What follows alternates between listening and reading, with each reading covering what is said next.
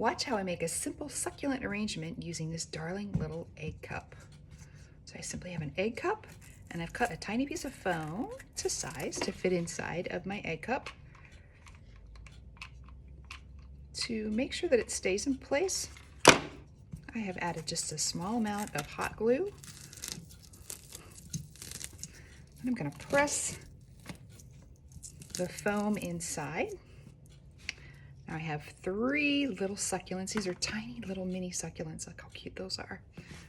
I'm simply going to add a little bit of glue to the bottom of each one.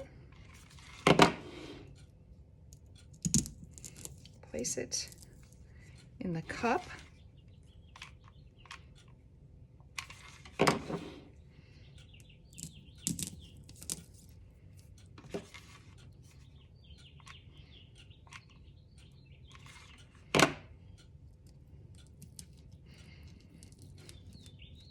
Take a look at that.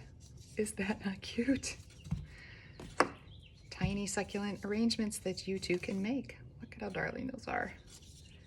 Now you may decide you want to put a little bit of moss inside there, and I think I probably will, to cover up your foam.